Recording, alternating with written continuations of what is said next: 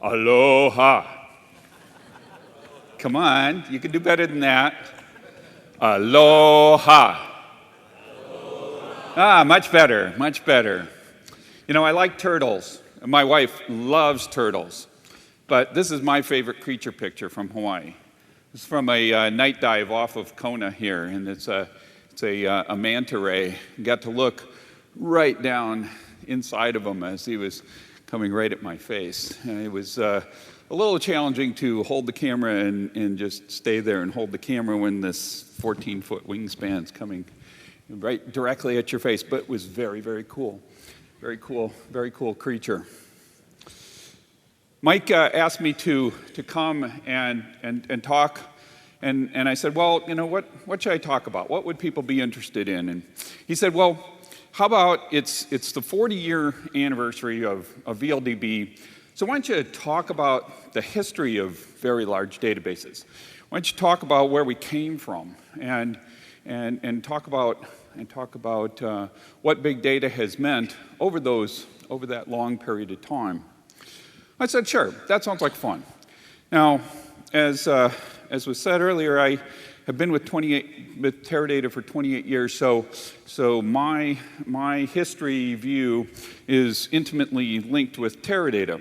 So along with a view of big data over the years, you're also going to get a little bit of a history lesson on Teradata into the mix. Couldn't really segregate the two. But the thing that Mike said that I thought was really interesting was he said, inform this with customer and real-world examples. I said, cool, because that's what I do every day. I spend a very large portion of my time out talking to customers. And I can't agree more with Mike Stonebreaker. I don't always agree with everything he says, but I can't agree with him more on his comment that the number one thing that you have to do to be successful if you're going to try and build a product is you have to talk to users, and then talk to more users, and then talk to more users, and then beg for more users. And so I'm gonna try to mix a lot of that in today as we go. Have to have the legal stuff, right? So what is big? In 1979, a little company was formed in a swamp in LA. The concept was to build a massively parallel machine to be able to process a terabyte of data. Now, a terabyte of data in 1979 was an unthinkable thing. Microprocessors at the time were 8086s, barely into the PC generation. Everybody that had actual real data was on a mainframe doing giant blue mainframe kind of things. And disk drives were like this big around. Right? You had to like lift them with real muscles to get them out of the disk drive container. And you had to swap them because the drives were so expensive that you actually had to switch disk drives out and in. Right? So this is a different age than we're talking about today. And believe it or not, I actually did that. Yeah. Okay, so fast forward a little bit. So founded in 1979 and delivered first product in 1983 to another customer. But one of our big customers and we'll put it in quotes, angel investor of Teradata was Citibank. The reason why Citibank was investing in Teradata is because they had this new problem. This new problem was called credit card fraud. And people had figured out shortly after the introduction of credit cards that you could indeed invoke fraudulent transactions. And of course, none of the protections were in place that are in place today. And if any of you remember those first days of credit cards, it was your problem. If somebody scammed you, you were still responsible for paying those bills. Well, legislation caught up with that and said, no, it doesn't work that way. You, the bank, are responsible for making sure that there aren't fraudulent transactions, and so and you have to protect your customers. And so Citibank needed to be able to analyze all those transactions, find the patterns, and be able to identify the fraudulent transactions early enough in order to be able to keep from losing a lot of money. I love this quote. With modular disks, system can handle up to 1 trillion bytes of information, 1 terabyte, which is more than any organization is believed capable of using. 1984. And Citibank did not buy a 1 terabyte system. In 1984, they were I think under 100 gigabytes. Under 100 gigabytes. So we get up to 1986. Now we got a really big system at Citibank. It's 168 processors. We're really doing massively parallel processing. This is cool. 70 gigs of storage on 138 disk drives. This was big data in 1986. A little different today, eh? I don't have an exact date on this, but it's in that time frame, in 1984, 85, 86 time frame. This is what a Teradata system looked like. Each of those boards is a server, effectively. It's got an 802 or 80386, and then that cabinet next to it there, with the big blue things in it, that has some disk drives in it. I think it could hold, each of those white and blue things could hold 4 disk drives, I think. And of course, you put lots of these cabinets together to build out one of those massively parallel systems. Lots of people like to draw the curve of data growing quickly over time, and a nice, clean, exponential curve. That's nice as a big aggregate view, but it's not how the real world works. The real world works in big phase changes, in big leaps, and then it plateaus for a while. So you get a new set of data, and you slowly grow it. You add history, you add users, you add attributes, you add dimensions, and that data set grows slowly in small increments, 10, 20, 50%, maybe 2 or 3x over a period of 4 or 5 years. And then something happens. There's a new data set waiting in the wings. There's a new data set that the organization wants to use, but they can't get it over the ROI hurdle yet because the current technology is too expensive, and their belief in how much value they can get out of the new data set doesn't get it above what they would have to pay to capture and store the data and use it to derive information for their organization. But then a phase change occurs. A new generation of systems comes out, a new speed of processors, a new size of disk at a new cost point, and it drops the cost below the magic boundary where ROI can happen. And further, even if it's not quite below that boundary, there are often visionaries in a couple leading organizations that say, I don't care, I believe that the value is much greater, and therefore I'm going to go for it anyway, right? And so the phase change occurs. And they buy the new system at the new price point, and they put this new data set there, and they start using it, and then they go onto the plateau again with that data set and slowly grow it over time. Pele does the same thing on this island. In fact, the curve is almost exactly the same right here. A low bench, a steep rise, another low bench, another steep rise. Keep building up the volcano over time. Very, very cool. I thought it was very interesting. It's exactly the same as my view of how the data grows. So let's take an example. Market basket data, the details of what's in your basket when you check out at your favorite store. People were tracking summary data. They were tracking at, for instance, the store item day level. Sold 400 packs of M&Ms today and in this store. Okay, cool. That's interesting, and there's a bunch of interesting things you can learn about that, about stocking the store and supply chain and all that kind of stuff. A lot of value you can get from that. But visionaries believed that they could do a bunch of things if they had the detail of what was in your basket. What do you buy together? right? When are things bought? How are they bought with other things? All of these kind of questions could be asked and answered only if you have the next level of detail. That summary level of detail doesn't tell you any of that information. So the visionaries had that idea, all right? New analytics were needed as well, because before all you needed was sums and counts, right? Before all you needed was sums and counts, and now you needed to be able to do affinity analysis. And affinity analysis is a very different kind of query. So you need new kinds of calculations and new kinds of analytics to be able to get the value out of it. So they went from 250,000 records per store per day to 10 million or more records per store per day. Here's the phase change, right? And they had to have new technology to do that. This is our first 1 terabyte system. 1986, it was not a terabyte of user space yet. This was 500 gigabytes of user space, 1 terabyte of spinning disk, and it filled that semi-truck to the roof.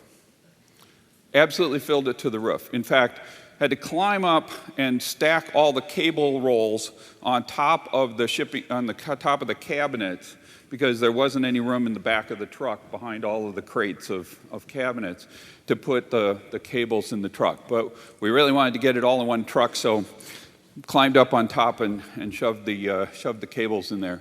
And it pretty much took the entire population of the company to build this system and get it out the door. We had programmers and admins and everybody else down there with screwdrivers and wire crimps and everything else to get this system out the door. But we did it. We finally made it to our namesake one tera. Now, along with the growth in the data is growth in users and user adoption. It is a very interesting thing that it is, and very consistent, happens over and over again. When a new data set, when one of these phase changes occurs, the new data set is used by a small number of users. A small number of users. A few data scientists, if you will. We didn't call them data scientists in the mid-'80s, but data scientists they were. Exploring the data's in relatively bad shape, but that's okay, and people are trying to figure out how they can get this data to do something cool for the enterprise. So it starts there, and it grows. It adds new applications. It gets made available to a wider audience. It gets better curated so that the data has higher data quality, more understandability, all of that kind of stuff. And eventually, perhaps eventually, that data gets delivered all the way out to outside the boundaries of the organization, out to B2B relationships, and even to consumers at the end of the day. But it is repetitive. So when the next phase change happens, that new data goes back to the ground zero, and people start learning all over again, right? So few people playing with that data, a few people learning and growing, and then that curve happens again. Then there's a curve that follows. The curve that follows are the people who cannot get the value they need from that new data in isolation. They need it integrated with all of the rest of the information that the organization already has. Now, there's a bunch of interesting things you can learn from that market basket data in isolation. You can learn what products are bought together. That's interesting, right? But you can't learn who is buying it, what their demographics are, what the people are. Is it the same people repetitively buying things, or is it a wide variety of people buying things?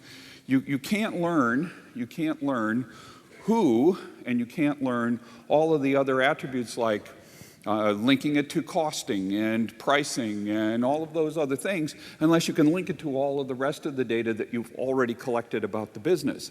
And so that curve starts a little bit after the curve of people who are the early explorers of the data, And that curve grows very quickly as well, requiring the integrated data, not the data in isolation. Greater value is derived when you can link that new data with all of the data of the rest of the organization. So, start out, market basket, couple people doing really complex hand-coded things. SQL doesn't have an affinity function built in, so you got to get really creative in your SQL writing. Yes, it can be done, but it's not pretty. And compute product affinity. But then add HR. How many scans per second can a checker do? Right? How many underrings, overrings, unrings is the checker doing? Add marketing. So the basket contents together now offer new opportunities for marketing, and linking the marketing data and the marketing offers to the things that are bought together, not just to individual items. Add customer service, returns matched against the receipt. If you've gone to a store and you said, well, I don't have the receipt, and they go poke, poke on the screen, that's because they're going back to the market basket data and looking it up, saying, yes, indeed, you bought that. And by the way, they're also marking it off and say you return this, so you can't keep returning the same item if you figured out an arbitrage situation with the store across the street. B2B. One large retailer I'm intimately aware of has 100,000 vendors that log in every day to look at this detailed data on how their products are moving through the stores. Right? A huge number of users asking a wide variety of questions about how do their products move. They might ask about the whole chain, they might ask about a zip code, they might ask about a particular store, and they're trying to understand how the product moves, how they should do marketing offers, how they should do pricing, and everything else. By the way, this retailer is also really ruthless about this. They give them the data, but in return, what they do is two things. First thing, they give them a scorecard. They say, you are vendor number 3. Vendor number 2 is making us 0.8 cents per item per square inch of shelf space, and you're making us 0.4 cents per item per square inch. When are you going to fix that? Right? And then the next thing they do is they created a whole new concept in retailing called vendor-managed inventory. Anybody heard about that? Vendor-managed inventory is really creative because what it says is that the store, the retailer, doesn't have any inventory. The inventory on their shelves belongs to the vendor until it goes through the checkout. And so it's now the vendor's responsibility to manage their inventory in every store and make sure that the right inventory is there, and they don't get paid for it until it actually disappears off the shelf. So they have a really good incentive to not overstock, not understock, really get all of that right. Guess what? They need all the data to do that, right? Intense amount of data to do that. So from the humble beginnings of a couple of data scientists exploring the market basket data, trying to find something useful, market basket data has now become a shared enterprise resource that entire company runs on and is required by literally millions of users and a huge amount of applications in the organization. Lather, rinse, repeat. Do it over again. Same thing. Again and again and again. Roughly follows Moore's Law. Why? Pretty easy. Because the phase changes require a new price point to get you over the ROI hurdle. Right? You need to spend a lot more to store another order of magnitude worth of data, and you can't just keep spending a lot more. You can't spend 10x and get 10x the value out of the data. That doesn't happen with these cases. And so you have to wait until you get the phase change on the technology that drops the price point to the point where you can make the ROI happen. And of course, it's not perfect, right? If the next set of data is 1.5 or 2 orders of magnitude, you might have to wait a while or skip a generation or something like that until such time as you're actually going to be able to make that phase change. If you go back to retail again, went through a lot of plateaus. So I got to see them all. Started store item week, store item day, market basket, individual inventory by SKU, by store, for every day for a million SKUs. Store item day is about 2 billion records total. It's not often you throw a champagne party for a software bug in your software, but we did when we got back numeric overflow from CountStar. Right? We're very proud of ourselves. When we got back numeric overflow from CountStar, we actually threw a party. Market basket, phase shift, 2 billion records per day instead of 2 billion records total. Right? So completely different game, right? Completely different infrastructure required, completely different mechanisms required. Where are we today? Capturing web logs, web traffic, beginning to touch on supply chain sensors, beginning to touch on social media, and the supply chain sensors at a really detailed level with all the telematics and RFID continuously registered. It will be some of the next phase changes that occur in this space. It's really easy to see what the next phase changes are going to be in many of these industries because they've already got the visionary saying, well, if we could just have all the sensor data from the trucks, we could know where they are and how they're running and if the driver's tired and all sorts of stuff. Web logs, 30 billion records a day.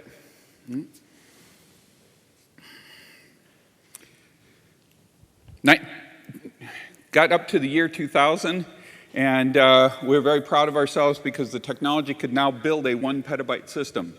Now, nobody actually bought this system because this floor plan here, right here, would have required a football field, a size data center, and its own power substation. So didn't actually happen. That's why it says theoretical up there. But it was our technology had reached the point of being capable of creating a 1 petabyte system. But we've been there for each of the plateaus, right? And we've executed these plateaus with our customers. So if you look at the history of our largest systems, you can very clearly see these plateaus over time. Is it all nice and even? Of course not. But it's all there from the 1986 with 500 gig to today with 46 petabytes. The one that breaks 100 petabytes will be installed by the end of the year. Can't put it up there yet because it's not a production system yet, but we're going to break 100 petabytes. And so been there at each of these phase changes for making data available to users in these organizations. Every industry starts at a different time and is at a different point on the curve. It all depends on the industry, on what their demand for the data is, on the availability of the data. One of the more recent ones is the package tracking industry. Now, package tracking is a much more recent phenomenon than retail or banking or communications, telecom. And they have gone to capturing every scan. Why do you capture every scan? Well, to start with, they just wanted to do process optimization. Because if you can reduce from 15 scans per package to 14 scans per package, there's X million dollars worth of savings in the process and time and everything else, right? So process optimization was where they started with the scan data. Then they did all sorts of other optimization questions, pricing, delivery fidelity. Eventually, today, when you poke the button and say, where's my package? It says, it left here, it went here, it left here, it went here, time, date, everything about that. That's 40 million requests a day against that scan data, right? And I guarantee you that the person who first captured that scan data had no idea that they were going to be doing 40 million requests against that scan data every day at the same time that they're doing all of the other analytics to optimize and run the company with that information. One of the very latest ones to do this, to go through even the earliest processes, and this is big data kind of on the other end, right? For utilities, big data until just very recently, was 1 record per customer per month. Total. What's your meter reading at the end of the month? That's all you need, right? That's all you need. This is simple. For 20 million customers, you can practically do this in a spreadsheet, right? Of course, they're not doing it in a spreadsheet. They're doing it in 30-year-old applications on old mainframe technology that they haven't upgraded in 20 years. But they didn't have to, because there wasn't any pressure, right? All of a sudden, they start installing smart meters, and they go, oh, my God, right? Why do they say, oh, my God? Because they go from 1 record per customer per month to 1 record per customer per 15 minutes, right? And so you go from 20 million customers, you go to, from a very small number to 690 billion records per year of meter data. That is very shortly going to get another order of magnitude when all of your appliances also report in, all your major appliances. Already happening in Southern California, pool pumps, heat and cooling are all linked into the network, and so huge next level is already immediately visible, and they're instrumenting the network so that every transformer reports in continuously, every connection point, every substation has lots of sensors in it. And so these people are going through organizational chaos right now because they are going from 1 record per customer per month to being big data kind of folks.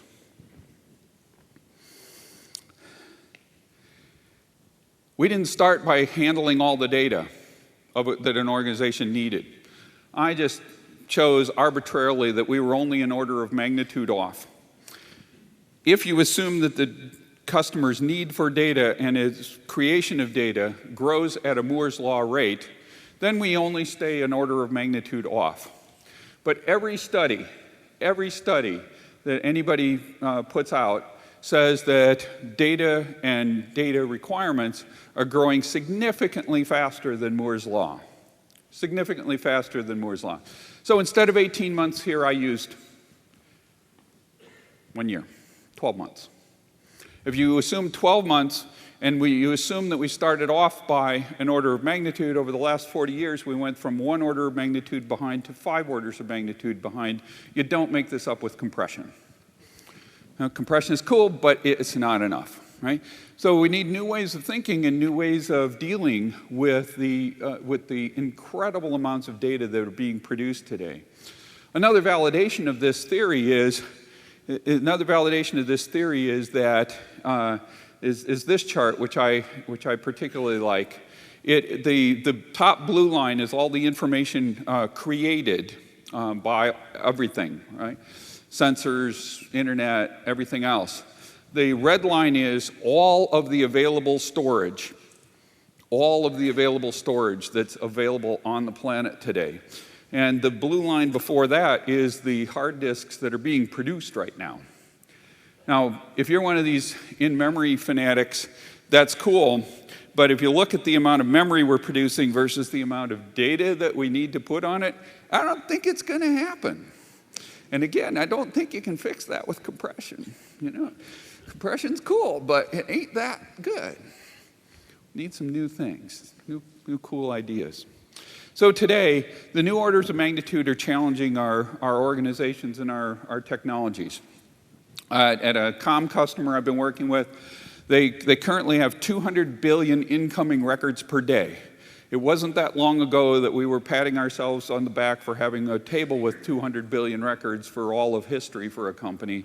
Now they're doing 200 billion incoming records per day, and when they finish their LTE rollout, they will be generating 500 billion records per day.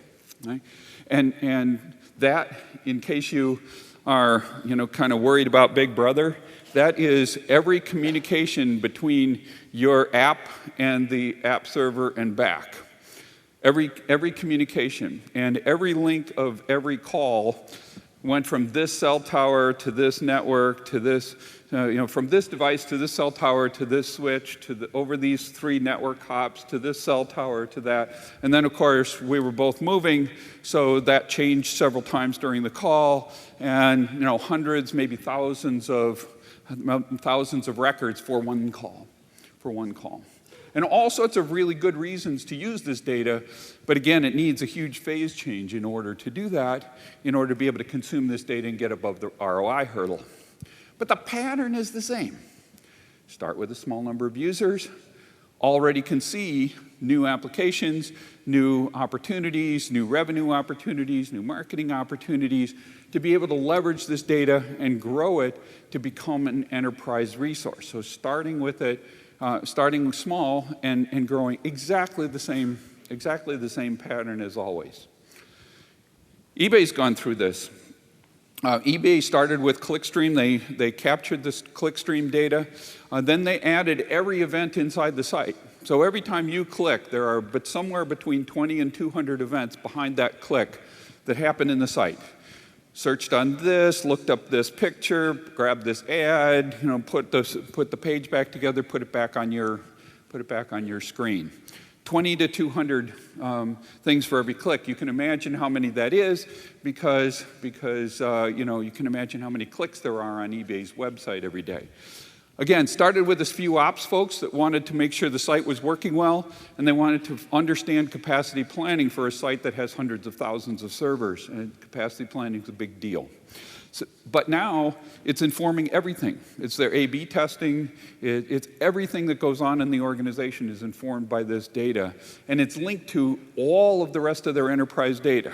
Users, auctions, prices, everything is all linked in with this data, so they can ask these enterprise-wide questions across the company. And there's literally millions of queries running against this data every day.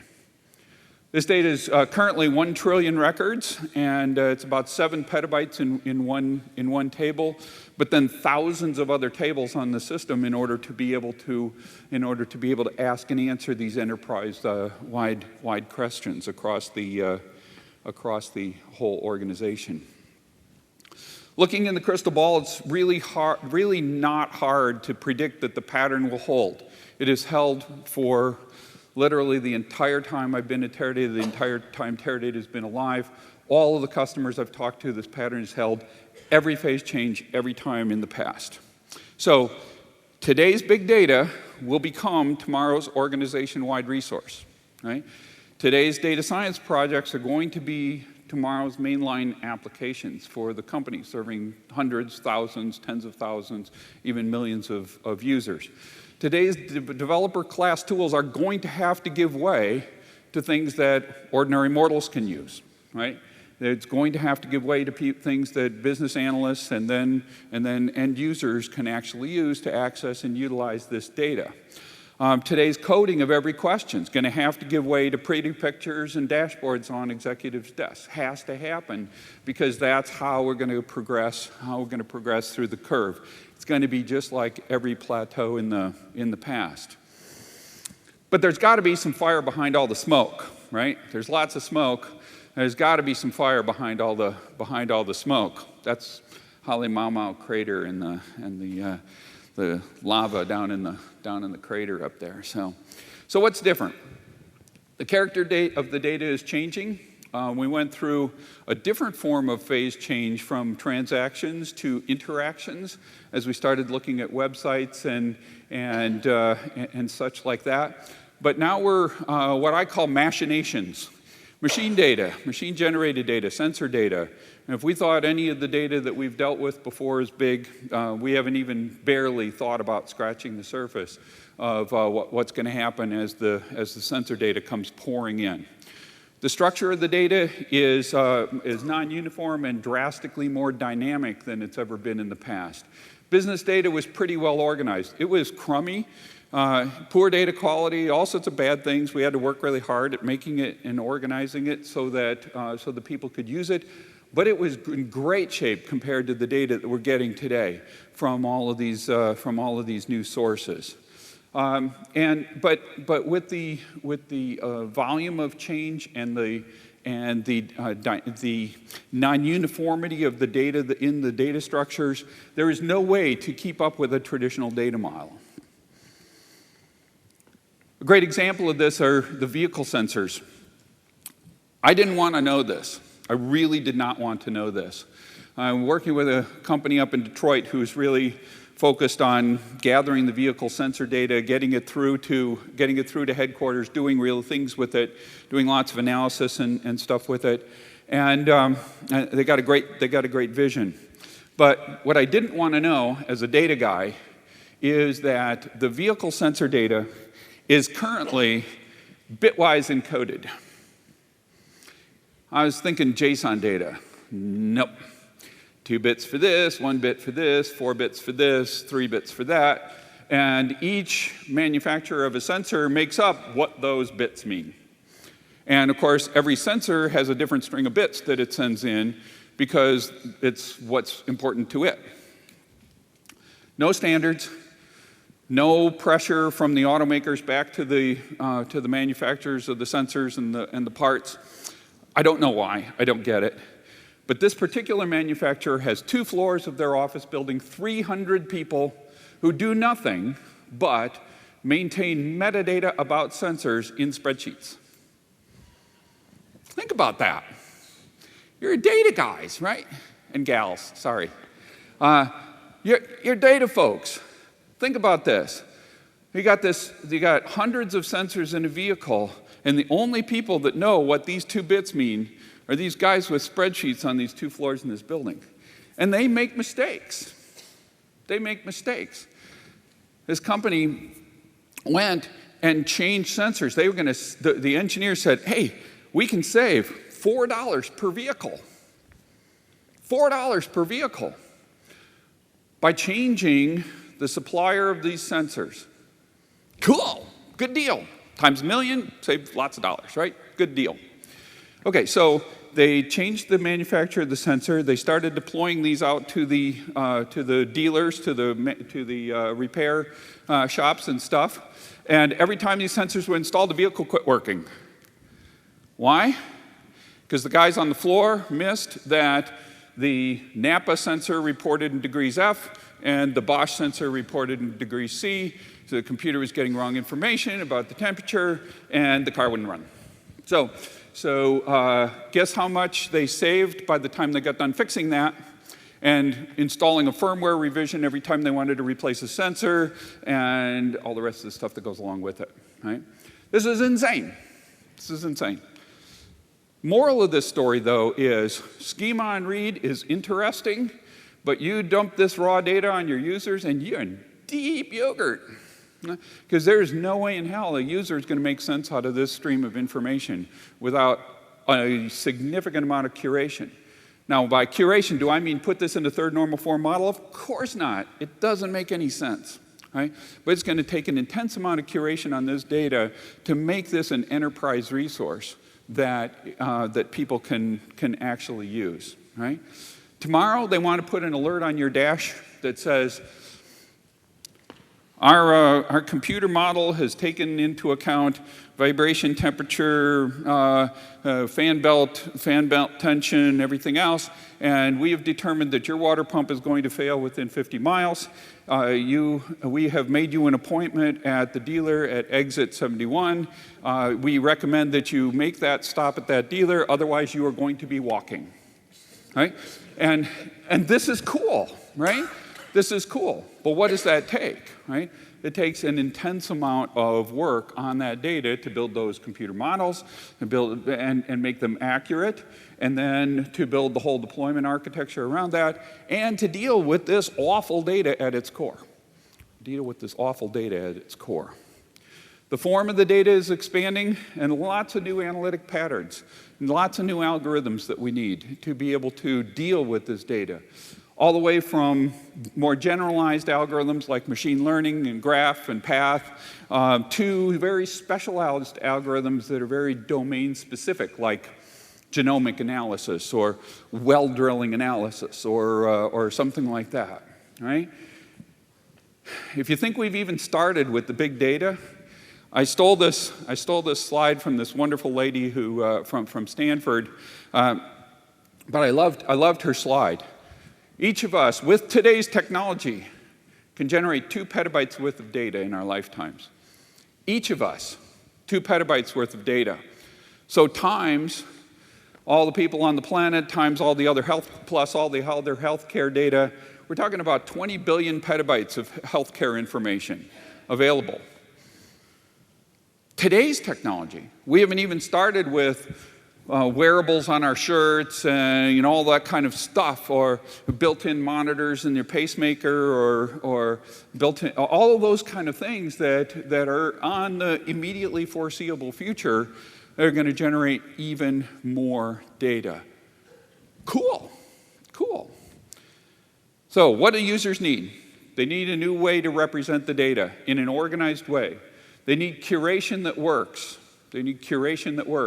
Dumping raw data in a data lake is not a solution. It's cool for the 2 data scientists. It is death to real analytics and real usage in an organization. Users need integration. This data in isolation, remember the curves? If this data in isolation can create new value, but it is going to miss most of the value. I believe it's a 90-10 equation, right? 90% of the value comes from integrating this new data with the rest of the data of the organization.